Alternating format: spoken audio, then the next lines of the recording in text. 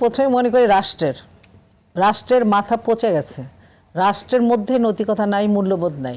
রাষ্ট্রের যে সেক্টরগুলো আছে যেখান থেকে আমাদেরকে মূল্যবোধ নৈতিকতা শিক্ষার কথা বলা হচ্ছে, রাষ্ট্রে সেটাকে একটা পলিসি তৈরি করে এবং তার মাধ্যমে বিভিন্ন সেক্টরে আসে। অর্থাৎ ট্যাঙ্কি থেকে যখন পানি ছাড়া হয় তখন বিভিন্ন নল দিয়ে বিভিন্ন জায়গায় যায়। আপনি যদি দূষিত পানি ছাড়েন তাহলে সব জায়গায় খারাপ জিনিস। আমাদের রাষ্ট্রের মধ্যে নৈতিকতা মূল্যবোধ বলে কোনো শব্দ নাই।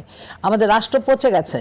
তার সেই জন্য আমি মনে করি যে রাষ্ট্রের যে বিষয়টা আছে সেখানে যদি আমরা আগে ঠিক করতে পারি, ওখানে যদি দুর্নীতিগ্রস্ত যে সমস্ত মানুষগুলো এখনও বিরাজমান, যারা এখনো পর্যন্ত বিভিন্নভাবে মানে পাল্টি, যখন যে দল আসে, যখন যে কাজ আসে, তখন তারা সেই জায়গাতে ঢুকে যায় এবং তখন সেখানে যায় এই কাজগুলো তারা আবার নতুন করে সে আগের ফর্মেই করতে থাকে।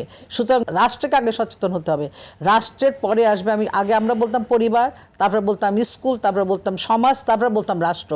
এখন আমি উল্টো দিক থেকে আসছি। রাষ্ট্র, সমাজ, পরিবার এবং স্কুল, এই চারটাকে সমন্বয় করতে হলে পারে শিক্ষার যে ব্যবস্থা আছে, শিক্ষার মানকে উন্নত করতে হবে। আমাদের শিক্ষার মানের সবচেয়ে ইন্টারেস্টিং যে বিষয়টা আছে সেটা হচ্ছে ইংলিশ মিডিয়ামে একরকম, আপনার বাংলা মিডিয়ামে একরকম, আবার প্রাইভেট সেক্টরে বিভিন্ন জায়গায় বিভিন্ন ক্যারিকুলাম আছে, যার জন্য একটা সমন্বয় যে হবে সেটা কিন্তু নেই।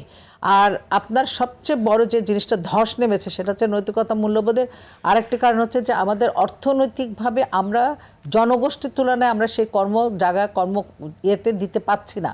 আমাদের যে আজকে কিশোর গ্যাং, আজকে আমাদের যে ধরেন বিভিন্ন জায়গায় যে রেপ হচ্ছে, কষ্ট হয়। আজকে আমি আসার সময় ফেসবুকে পড়ছিলাম, প্রত্যেকটা মেয়ে লিখছে যে আমরা শুধু মেয়ে হওয়ার জন্ম নেওয়াই কি আমাদের পাপ হয়ে গেল কিনা। কারণ আমাদের ইসলামে আজকে পবিত্র রমজান মাস, ইসলামে বলা আছে যে যে ঘরে মেয়ে জন্ম নেয় সেটা হচ্ছে আল্লাহর আশীর্বাদ, রহমত। কিন্তু আজকে দেখেন বাংলাদেশের যে সৎ বাবা তার মেয়েকে কিভাবে দিয়ে দিল একজনের হাতে এবং সেখান থেকে রেপ হলো, মারা গেল। মারা যাওয়ার পরে কিন্তু আমরা মানে হুলুস তুলুস শুরু করি।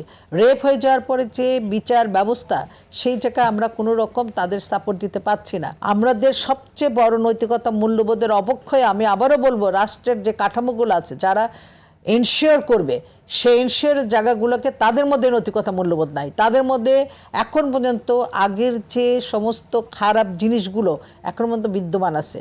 আমি মনে করি নতুন সরকার এসছে, আমি বিশ্বাস করি যে তারা এই প্রত্যেকটা জিনিস প্রত্যেকটা সেক্টর থেকে নিয়ে তারা সেগুলোকে রিফর্ম করবেন এবং পরিশুদ্ধ করবেন। আমি আরেকটা কথা বলতে চাই, আপনার এখানে খুব গুরুত্বপূর্ণ সে বিষয়টা, আমরা প্রত্যেকবার এখানে বসি কেমন বাংলাদেশ দেখতে চাই, আমাদের কথাগুলো অনেক ভালোভাবে আমরা বলি, কিন্তু কে শোনে আমি জানি না। কিন্তু মনিটরিং করার জন্য আমি যে কথাটা আপনাদেরকে আজকে বলতে চাই, একটু নতুন ফর্মে যেতে চাই। আমাদের অনেকে বেল হয়ে গেছে, অনেকে বলে তাদের কোনো সাক্ষী পাচ্ছি না। আমরা মাদক নিয়ে এখানে কথা বলেছি, এই জায়গায় এই টেবিলে বসে কথা বলেছি আপনাদের সাথে। সেই মাদকের বড় বড় চায়রা বের হয়ে গেছে। তাহলে সেই মাদকের চায়রা যখন বের হয়ে যায় তখন সেই মাদকের অবস্থানটা কোথায় যে দাঁড়াবে, তখন কোন ফর্মে আসবে? কারণ রেপ যে করে, মাদক যে চরাচরানি করে, খারাপ যে জিনিস করে, সে প্রমাণ নিয়ে করে না, তারাও ধরাছোঁয়ার বাইরে থাকে। এই ধরাছোঁয়ার লোকগুলোকে কেমন করে ধরতে হবে তার দায়িত্ব রাষ্ট্রের, তার দায়িত্ব কিন্তু সাধারণ মানুষের না। সাধারণ মানুষ এগুলো খুঁজে পাবে না। তো সুতরাং সেই জায়গা থেকে আমাদের খুব ভয়াবহ একটা জিনিস আমরা খেয়াল করছি, যে মেয়েটা মারা গেল, আজকে আমরা চিৎকার করছি, কষ্ট পাচ্ছি, দুঃখ পাচ্ছি, কেউ সুসাইড করতেছে তার নিরাপত্তাহীনতার কারণে। কারণ ফ্যামিলির ভিতর তার নৈতিকতা মূল্যবোধ নাই, শেষ হয়ে গেছে, যার জন্য সে নিরাপত্তাহীনতার মধ্যে ভুগছে। তার আছে না, একটা হচ্ছে শারীরিক নিরাপত্তাহীনতা আর একটা হচ্ছে মানসিক নিরাপত্তাহীনতা। দুটোর দিক থেকে সে কিন্তু নিরাপত্তাহীনতার মধ্যে অবস্থান করছে। সুতরাং রাষ্ট্র এখানে আসতে হবে যে কিভাবে আমরা রাষ্ট্র থেকে, সমাজ থেকে, ফ্যামিলিতে আমরা আসবো এবং কিভাবে আমরা নারী শিশু যখন নিরাপদ থাকবে তখন একটা পুরুষ যে ঘরে আছে, বাবা বা ভাই, সেও কিন্তু নিরাপদ থাকবে। কিন্তু যদি বাইরে পাঠানোর পর দেখা যায় যে বাবাও চিন্তা করছে, ভাইও চিন্তা করছে, স্বামীও চিন্তা করছে, তখন তো আমরা নিরাপদ নাই।